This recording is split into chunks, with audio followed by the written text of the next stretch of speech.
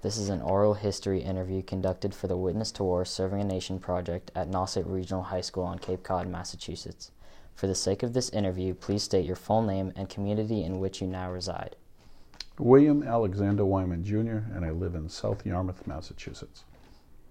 How did you end up on Cape Cod?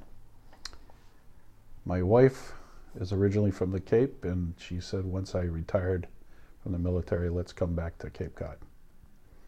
Where did you grow up? I grew up in Hudson and Marlborough, Massachusetts, and then went to high school in Nashua, New Hampshire. What did you want to be when you grew up as a child? I think I wanted to be a police officer. Why did you choose to join the military? I actually joined the military to help become a police officer. When I was getting out of high school back in 1979, my parents didn't have the money for me to go to college, and so my option was join the Army, become a military police officer, and get both the education and the practical experience in the military. How did you form bonds with those around you during your service? That's an interesting question. I think over time, you just accept those who you serve with in the military as brothers and sisters.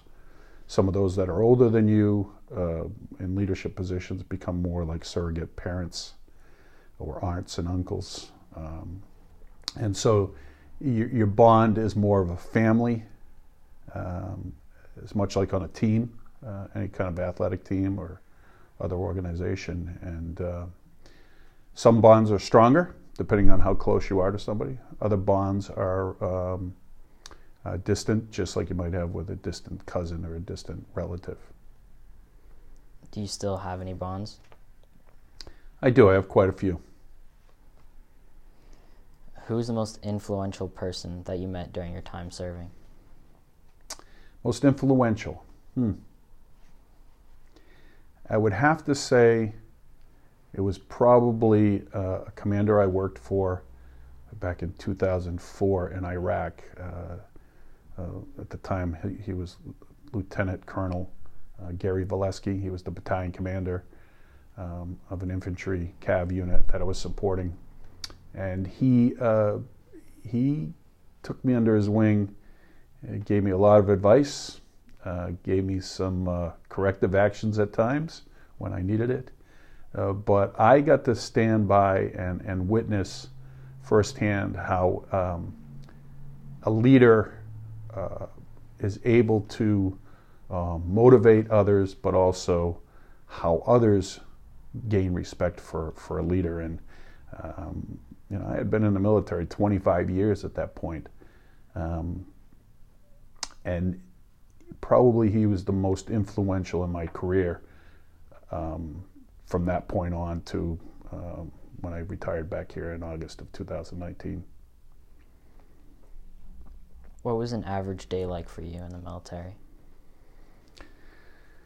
Well, it depends on where I was and what I was doing, assignments. I started off as a young private back in like I said, 1979, and on active duty, and it was wake up, clean your room, go do some physical fitness training, come back, shower up, and then report for duty and maybe go to a motor pool, work on vehicles, go to a range and fire weapons, or go to another range and do some training, medical training or land navigation training, and then clean weapons and do some other academic training, and then you end your day. Once I became an officer, things changed then, and my days, depending on my assignment, whether I was a young lieutenant as a platoon leader, up to a captain as a company commander, and then later as a staff officer, a senior officer and a staff officer, it would vary. I would tell you that every day I went to work, I accepted a challenge. I didn't know what the challenge was going to be. I knew whatever I wanted to get done was probably not going to get done until after everything else was taken care of. Can you talk about your biggest challenge from that?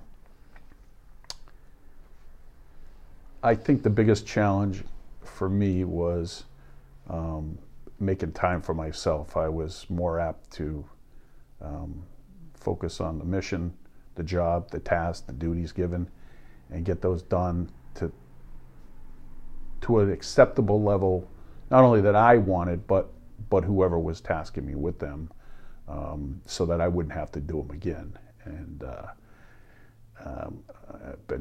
folks would tell me that intensity is a good thing to have, but intensity can be a bad thing at times, because you become very focused and you lose track about things that are around you in your environment or the atmosphere that you're operating in. How did you communicate with friends and family at home while you were away? When I was, typically it would be a phone call. When I was deployed in 2004, and then again in 2008, 2009, and the last 11 years, I used the phone, and I used FaceTime or Skype, and I would make trips home whenever I could to visit with family. Be home primarily for like my two sons' graduations from high school and college, and then my wife's anniversary. We'd come make sure I'm home for that. But primarily it was electronic communication, which is a great thing. Very little letter writing.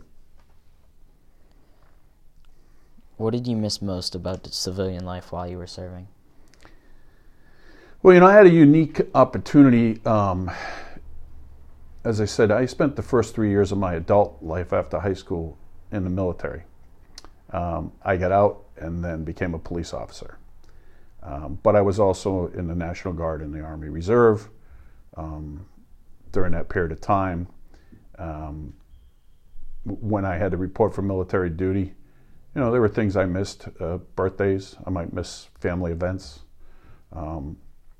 And then, when 9/11 occurred back in 2001, well, things changed for a lot of people. And for my life, it changed. My civilian career took a back seat. My military career jumped to the front seat and started driving wherever I went.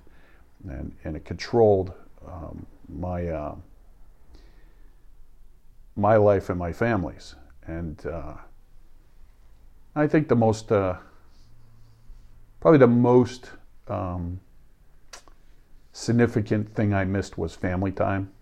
And that was one of the things that over the last, almost 20 years now, since 9/11, one of the things I have said to my family, once retirement came, I was looking forward to spending a lot of time with family. And it's only been a few months, but I'm enjoying time with family. Can you describe your happiest memory from your service? Happiest memory in my service. Well, put it in perspective, I served 40 years, 4 months, and 4 days. So, over 40 years, a lot of memorable moments. I think the most memorable, though, would be the people that I met. It was not an event. It was more of the people that I met and the influence that they had on me and the influence I had on them.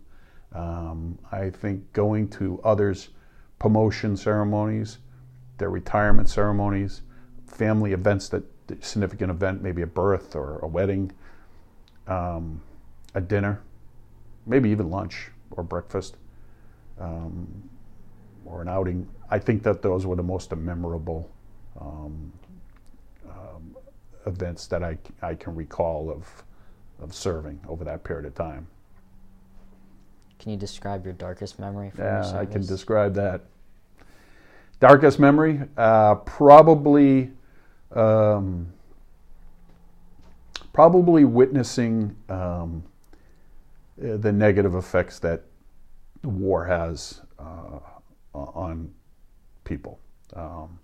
Not just on an individual. I've unfortunately had the the unfortunate opportunity to witness death, folks being injured, both military and civilian. And I think the dark side of discourse, how we solve problems or how we advance agendas, that is the darkest, is how we resolve things. And some things do have to resort to physical violence, but the actual outcome of that makes you step back and think about human life and how we value it, and that buildings can be rebuilt, roads can be repaved, schools can be rebuilt, history will be rewritten, but lives can't be replaced.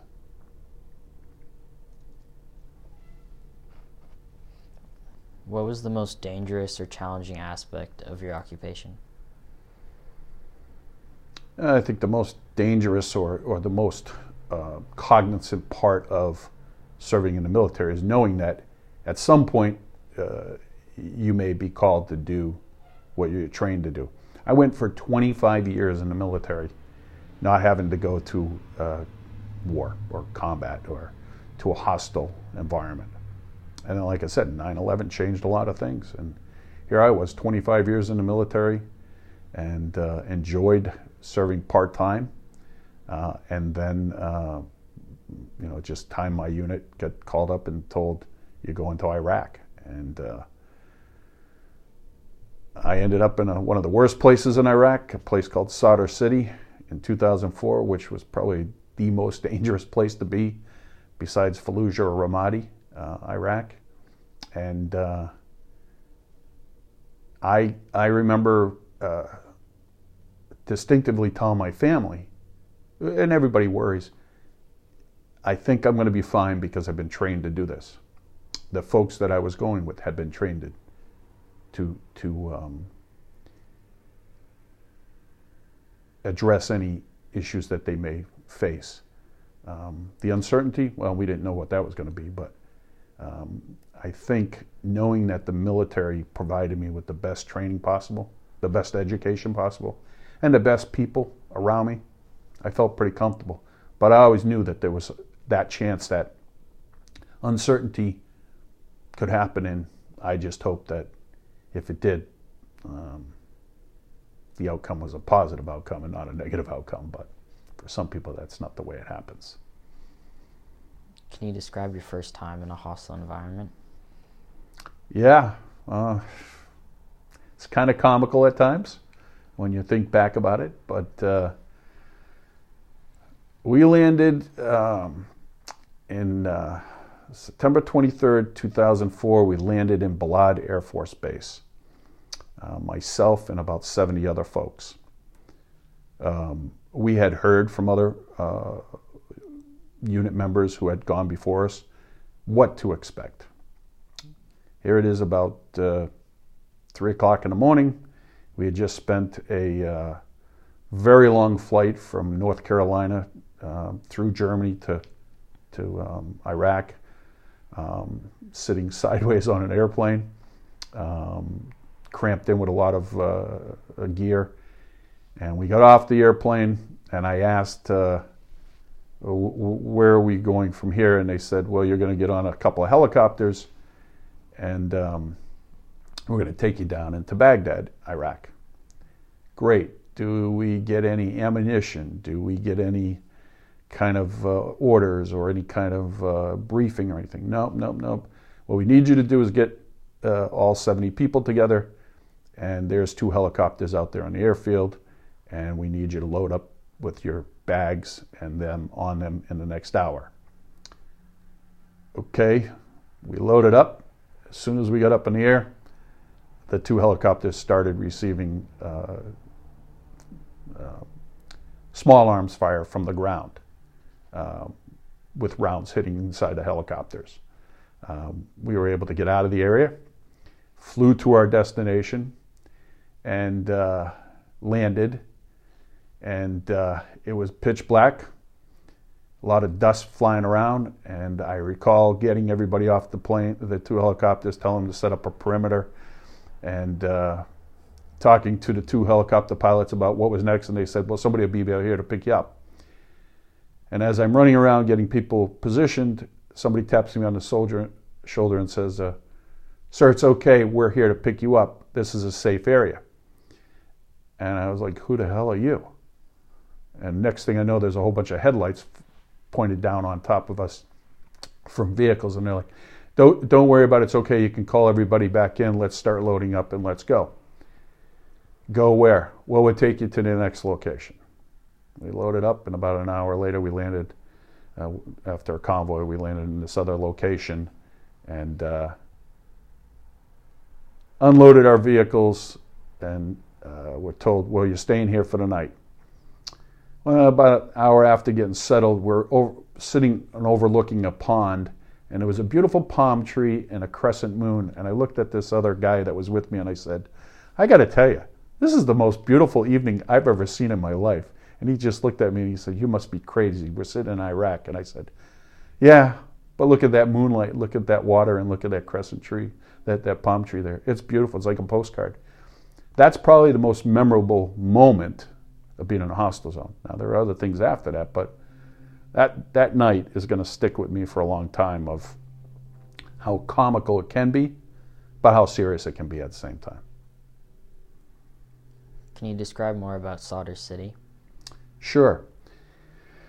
Sadr City, about 2.3 million people, primary Shias.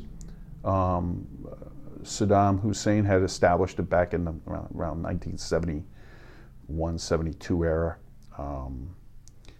It was an isolated community in northern Iraq, actually the northeast portion of Baghdad. Because the Sunnis really didn't take care of the Shias, there was not much of services or infrastructure repairs or care for the Shias. So it was a very rudimentary, austere location. I mean, there are buildings, but not anything like downtown Baghdad was. The folks had a lot of markets, so they self-sustained as much as they could. They got some services from the government, but not a lot. At that point, in April of 2004, there had been a conflict between the U.S. troops that were stationed there in a peacekeeping mission and the Muqtada Sadr followers. He was and is a very prolific and predominant leader within the cleric who denounces the U.S.'s presence in Iraq at that time and still does now, even in the Middle East. And so there was a very strong uprising, and it ended up in a very significant combat situation. And when I showed up in September, late September of 2004, the unit that I linked up with was attempting to work on stabilizing the security in the area. There was no law enforcement. There was no city council or town councils. No schools really functioning. No fuel services. It was hard to find baby formula, diapers, perishable foods were at the market, but it was very hard to find things like that. And it was very dangerous. I mean, there were a lot of infighting going on amongst rivals, religious sects, and also an attempt to force the U.S. troops out of the area so that Muqtada Sadr could gain control of the population. And we spent, when I got there, about the first 30 to 45 days on the ground, almost to November 2nd of 2004, in combat, doing patrols, doing what we could to reestablish the services, reestablish the government. I spent a lot of time doing that, and just getting to win the hearts and the minds of the population. I don't know that we were completely successful, but we made some progress between 2004 and 2006. Can you talk about any interactions between you and civilians? I interacted on a daily basis with the civilians. As I mentioned, I had a civil affairs team. Civil affairs in the Army is focused on basically helping the military commanders do their mission while allowing the civilian population to continue to have freedom of movement, have a good quality of life, and not have the two populations interfere with their day-to-day activities. So I spent on a daily basis interacting with the leaders of Sadr City. They were not elected leaders. They were folks who volunteered or because they had an agenda, would step up and volunteer to do something. My task was, with my team and some help of some others, to establish what we call the district advisory committee, and then a neighborhood advisory committees. Basically, if you think of New York City, there's 5 boroughs.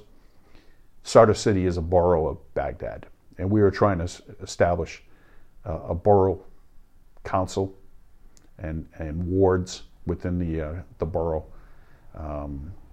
so you could have everything from education to electricity to utilities, primarily security, a police department, fire department, schools. So everything that we're accustomed to in our normal communities that our city council or town council or board of selectmen might do, we're trying to establish that. And so I spent every day but Friday. Friday was a day of Sabbath for the civilians, so we would take that day to work on administrative issues or work on some training or work on some maintenance.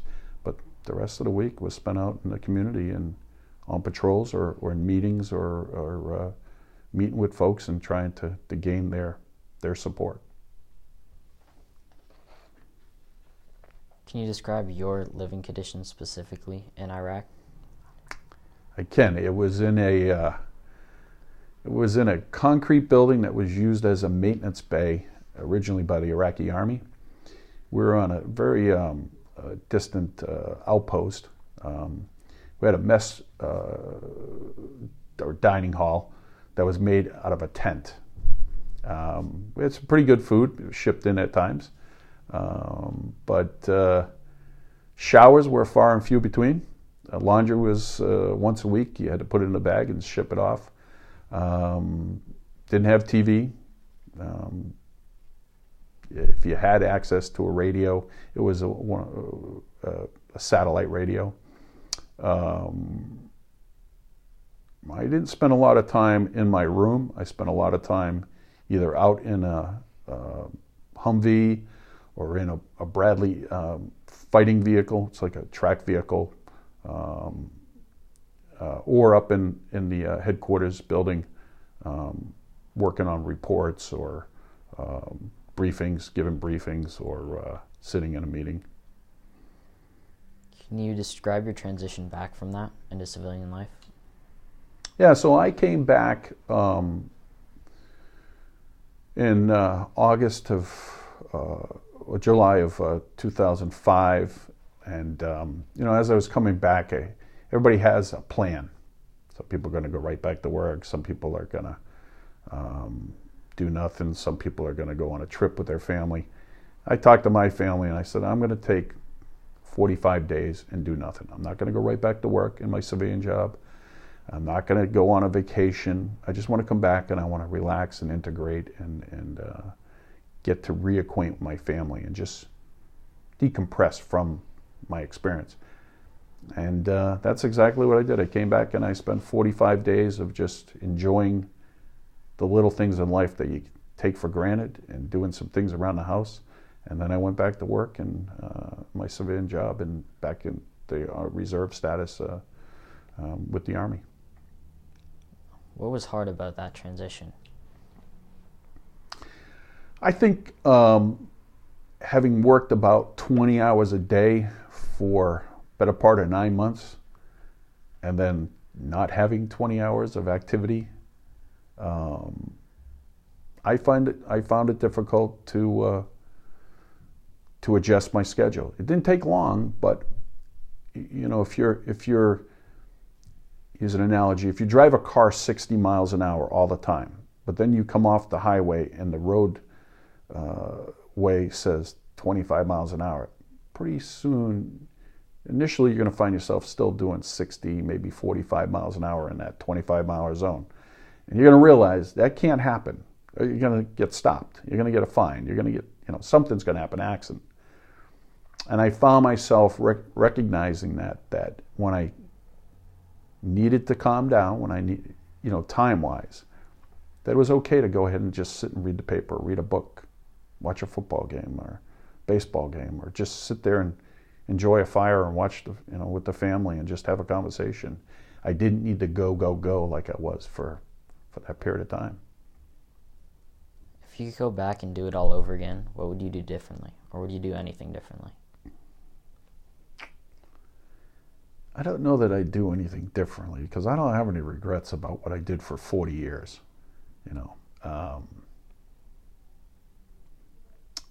I think I took advantage of every opportunity that was presented in life over that 40 years. And I don't know that there's too much more that I could have tried. Silliness, maybe gone to airborne school or air assault school. Maybe I would have tried to do something like that, but who's going to jump out of a perfectly good airplane or helicopter? Some people do, but I'll just take a seat and ride in it. What advice would you give a young person thinking of entering the military? I would say that if you have options in life, evaluate them. If you have an option to go to college, you have an option to go to work at your family's business, you have an option to take your vocation that you might have learned in a trade school and put it to use. Think about those options. But also look at the military, because military isn't all about combat. That's what a generation realizes now, because that's all we've been accustomed to since 2001. But the military offers you opportunities to learn academically. I got a master's degree while I was in the Army, and I've attended other courses and programs, and it's benefited me, occupationally and just knowledge base. At the same time, I've met a lot of people, foreign. I met people from foreign countries. I've met people within the military, within the State Department, within other forms of the government and academia. I've met people from all around the United States, and I've been able to travel around the world. And I think that, the last thing I would say to somebody is that it's good to give back to your country. Service is unselfish, and giving back, whether it's in the military or AmeriCorps or some other public service, it's well worth it, because you just don't know how much of a difference you're going to make on someone's life, one person or community's life. I just think that it's a good thing for folks. What experiences from your service affect you most today?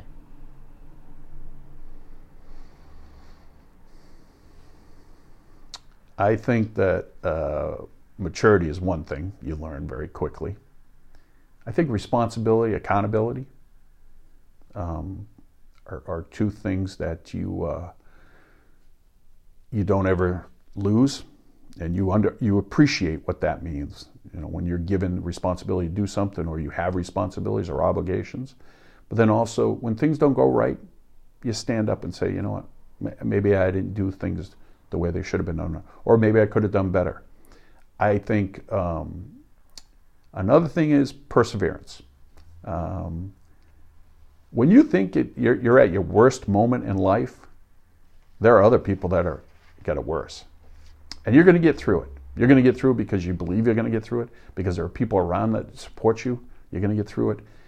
And you're going to get through it because you've been trained and educated to get through it. And as long as you believe that, I think that, you know, success is there for everybody. But those things are some of the things that I look back on, and it's probably who the person I've become today is a lot has to do with my service in the military. Okay, we're almost out of time. Just one more question. What is one word to describe your service, if you can come up with one? Gratifying. Yeah, gratifying in that I had no expectations going in,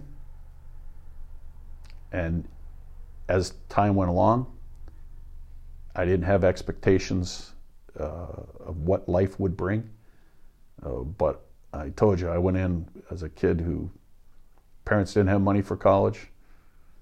We lived on welfare, and life wasn't that bad, but it wasn't as good as others. And I ended up, after 40 years, retiring as a colonel with a master's degree, a beautiful family, and a lot of fond memories. Thank you so much. Thank you for your time. You're welcome.